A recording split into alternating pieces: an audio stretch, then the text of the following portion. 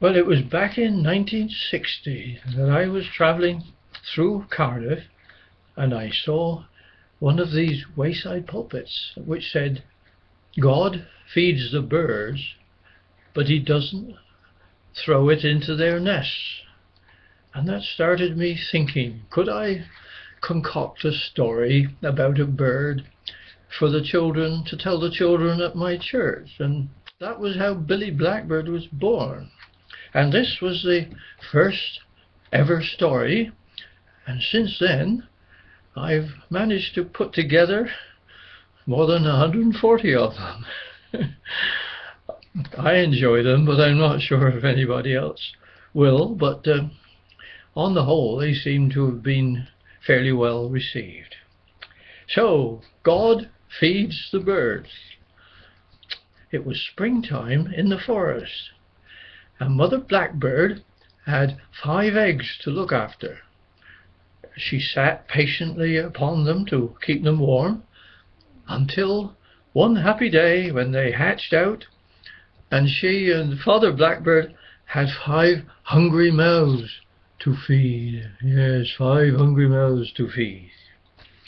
It kept them very busy, flying to and fro, my word, bringing in food for the ever open beaks.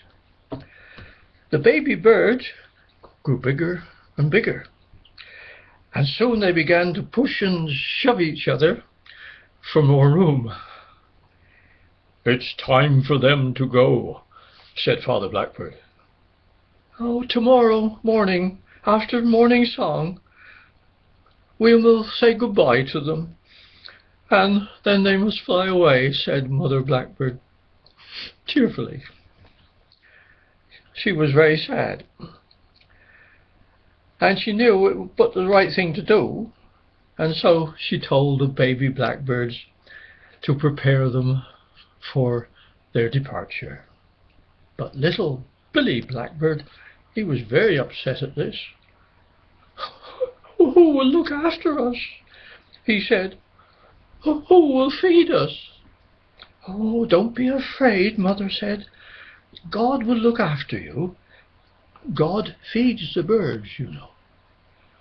So the next day, after morning song, when the birds sang their praises to God, as they usually do, Father Blackbird shook wings with each of the little birds, and away they flew into the forest.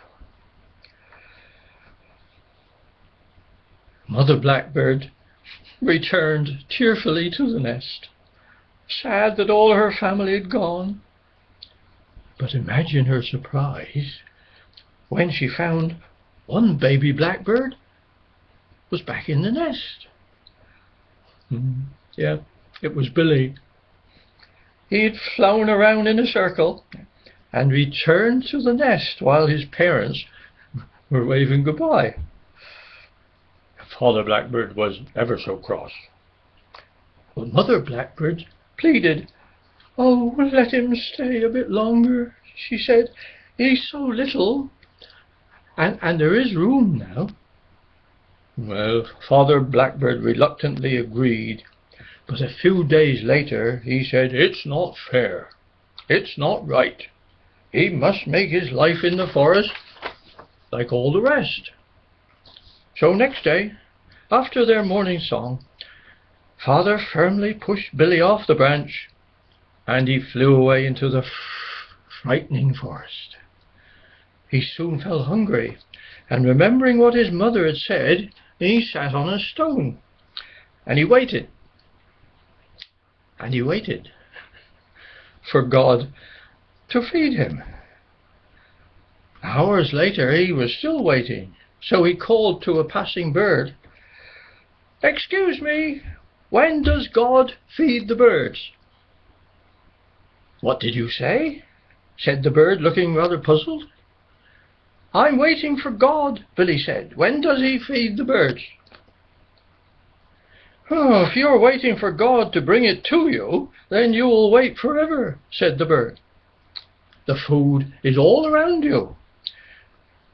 Go and find it for yourself."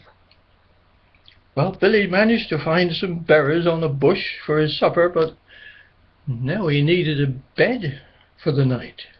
He went to a strong oak tree and he tapped on the trunk. "Excuse me," Billy said, "have you got a nest to spare?" "Certainly not," muttered the oak tree, "but I have got plenty of strong branches, so build your own nest." Next day, some of the birds came to welcome their new neighbor, for Billy had managed to put something together before he settled for the night. "Are you coming for morning song?" said the neighbor birds. "No, thank you," said Billy. "I don't like God any more." "What do you mean?" said the birds. "Well," said Billy, "my mother told me that God feeds the bird, but he jolly well doesn't. I had to find my own food, and I had to build my own nest." "God does feed the birds," they said, "but he doesn't throw it into our nests. You have to play your part, even building your own nest. And who told you how to build your nest anyway? How did you know? You had it up here, didn't you?" Oh, Billy realized he'd been rather foolish, and so he went to morning song to say thank you to God, and he's been doing it ever since. I hope you'll thank God a bit too.